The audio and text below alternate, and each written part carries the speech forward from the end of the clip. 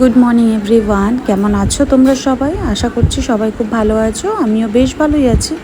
আজকের ভিডিওটা কোথা থেকে হচ্ছে তোমরা দেখতে পারলে? তোমরা তো সবাই জানো যে আমি মায়ের বাড়িতে থাকি। হঠাৎ করে আমার বাড়িতে চলে এসেছি দেখো।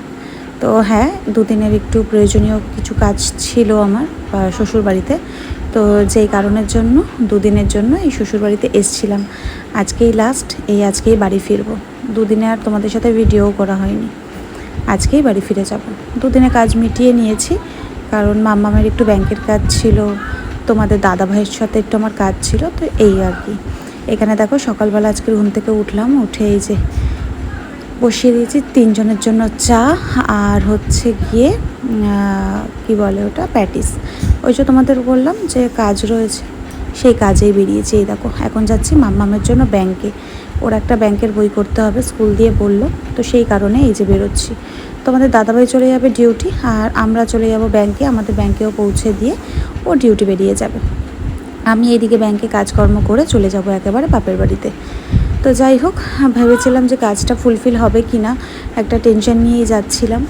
আর যেহেতু এই প্রেগনেন্সির একদম লাস্ট উইক, একটু টেনশনেই বাইরে বেরিয়েছি আজকের। পরিমাণে গরম পড়েছে যা পারা যাচ্ছে না।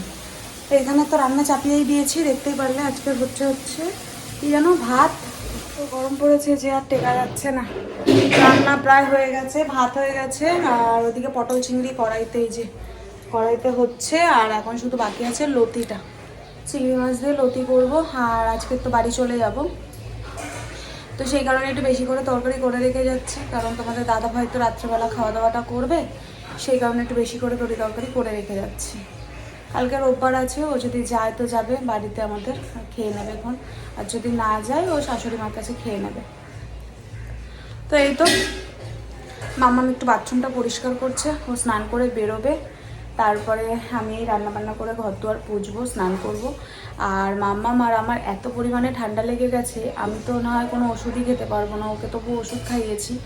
ঠান্ডাটা লাগার কারণ আছে, কারণ বলতে এই যে দুদিন ধরে একটু রাস্তায় বেরোনো হচ্ছে, রোদ্রের থেকে এসেই বাড়িতে এসির মধ্যে ঢুকে যাওয়া, তারপরে স্নান করা, এতে না আমার ভীষণ পরিমাণে ঠান্ডা লেগে গেছে। গলা ভীষণ ব্যথার, গলার আওয়াজ শুনে বুঝতেই পারছো, নিঃশ্বাস নিতেও প্রবলেম হচ্ছে একটা। তো যাই হোক, এই তো চলো আস্তে আস্তে কাজগুলো করি। খুব তাড়াহুড়ো করে তো আর পারছি না কাজবাজ করতে। আর এত গরম পড়েছে, টেকা যাচ্ছে না, টেকা দায় হয়ে যাচ্ছে। ঘরে তো ঢুকতেই পারছি না গরমে, তবু ওই বারান্দাটা একটু বাইরের থেকে হাওয়া আসে বলে একটু রেহাই। আর ওই দেখো পর্দা নড়ছে, বুঝতে পারছো তো, ভালো হাওয়া দিচ্ছে বাইরেটাতে। চলো তোমাদের সাথে আবার পরে কথা বলবো, আগে কাজকর্মগুলো করে নিই। ভেবেছিলাম ওইখান থেকেই বাড়ি চলে যাব, তারপরে ভাবলাম যে না, একেবারে তোমাদের দাদা ভাইয়ের জন্য একটু রান্নাবান্না করে রেখে দিয়ে তারপরে যাব। আর যেহেতু বাড়ি ঘরে থাকছি না, বাথরুমটা একদম পরিষ্কার করা হচ্ছে না, মাম্মাম বললো মা আমি পরিষ্কার করে দিচ্ছি, তুমি রান্নাবান্নাটা করো। তো রান্নাবান্নাও কমপ্লিট, চলো দেখাই। রান্নাবান্না কমপ্লিট, এখানে হয়ে গেছে ভাত, মাম্মাম খেয়ে নিয়েছে।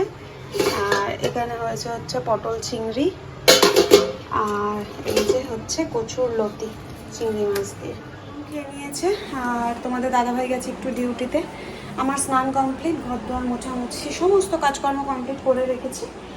আর এই তো এখন খাবো, খিদে পেয়ে গেছে বড্ড জোর। ভাবছিলাম তোমাদের দাদাভাই আসলে খাবো, কিন্তু এখন আর পারছি না, প্রচণ্ড পরিমাণে খিদে পেয়ে গেছে। খেয়ে আবার ওষুধ খেতে হবে, সেই কারণের জন্যই। চলো খেয়ে নিই, তারপরে তোমাদের দাদাভাই যখন আসবে তখন ওকে ভাত বেড়ে দেবো। তারপরে ওর খাওয়া দাওয়া হয়ে গেলে একটু রেস্ট নিয়ে আমি তারপরে ওই বাড়িতে চলে যাবো। তোমাদের দাদাভাই আমাকে দিয়ে আসবে অবশ্য। তো যাই হোক, আর আজকের একটু ভাবছি আইব্রো করবো, দেখি যদি পার্লারটা খোলা থাকে তাহলে যাওয়ার পথে একেবারে করে বাড়ি চলে যাবো। এই দেখো সন্ধ্যাবেলা চলে এসেছি বাড়ি। সন্ধ্যাবেলা আসিনি, এসছি ঠিক বিকেল ওই 5টা 5:30 নাগাদ। তারপরে এখানে মা করলো আমাদের 3 জনের জন্য চা। এই তো মাম্মামকে নিয়ে একটু ইয়ার্কি ঠাট্টা হচ্ছিল। তো যাই হোক, এই যে আমরা না থাকলে মায়েরও ঘরটা ফাঁকা থাকে, মায়েরও খুব একটা ভালো লাগে না, সেই কারণের জন্য জানো তো। আর তারপরে মা একটু সন্ধ্যাবেলা টিফিন বানিয়েছিল, বলেছিলাম একটু মা গোলা রুটি করো, অনেক দিন খাই না, তো এই আর কি। আর এই যে আমি বাথরুমে গেছিলাম চোখে মুখে একটু জল দিতে, কারণ শরীরটা বড্ড খারাপ লাগছিল। আর রাত্রেবেলা দেখো তাড়াতাড়ি খাওয়া দাওয়াটাও সেরে নিচ্ছি। আর এখানে মা কি যেন বেশ করেছিল হচ্ছে ভেন্ডি সেদ্ধ, ডিম ভাজা, আর ছিল বড়া আলুর তরকারি। তো আমি তো একদম মাকে বললাম, মা আমি জল ঢেলে যদি খেতে পারি তাহলে খুব ভালো হয়। তো মা বকাবকি করছিল যে না, জল ঢেলে তুই খাস না, ঠান্ডা লেগে যাবে এই সময়। তো সেই কারণের জন্য একটু ভাতটা কমিয়ে দিলাম আমার থালার। আর এই তো এখন রাত্রেবেলা খাচ্ছি। দেখো আমরা এসেছি বলে মাও কত খুশি। তো যাই হোক, এই তো এইভাবেই আজকের দিনটা পার করলাম শ্বশুরবাড়ি বাপের বাড়ি কাটিয়ে। তো এখানে চলে আসলে না আমার ওই বাড়ির দিকে মনটা পড়ে থাকে কেন জানো, তোমাদের দাদাভাইয়ের খাওয়া দাওয়ার জন্য। কারণ কি বলো তো, ঘরে দেখবে বউ না থাকলে না সে ঠিকঠাক টাইম মতন খায়ও না, একটা আবদারও করতে পারে না।